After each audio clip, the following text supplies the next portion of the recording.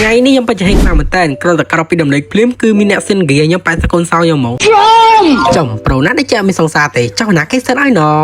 មានណាគេទៀតគ្នាយើងទិញខ្លួនឯង surprise ខ្លួនឯងហ្នឹងហើយអញមកក្បាលបូមហ្នឹងឡើយឥ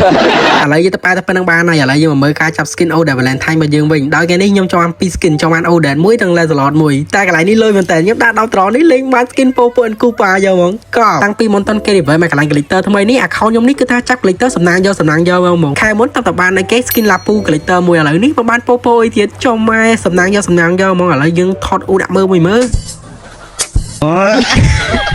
ថាបើថាចង់កប់សេរីនេះខ្ញុំចឹង complete ដាក់ពេញនៅ website ខ្ញុំម្នាក់មួយទៅថ្លៃធូរថ្លៃសុខភាពដល់ account ហ្នឹងមកប៉ះផលដល់សុខភាពទៀតដាក់ភ្លាមខ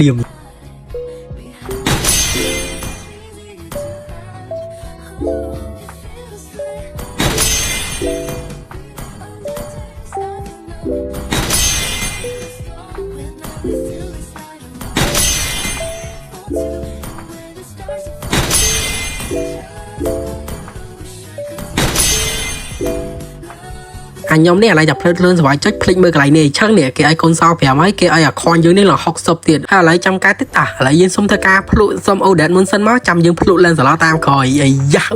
កប់សេរីជឿយកមក skin នេះនេះគ្នា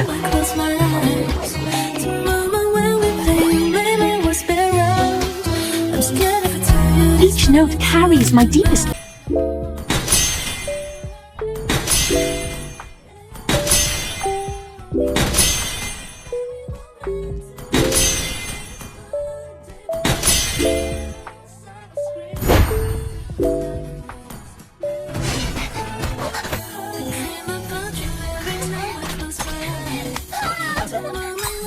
Our song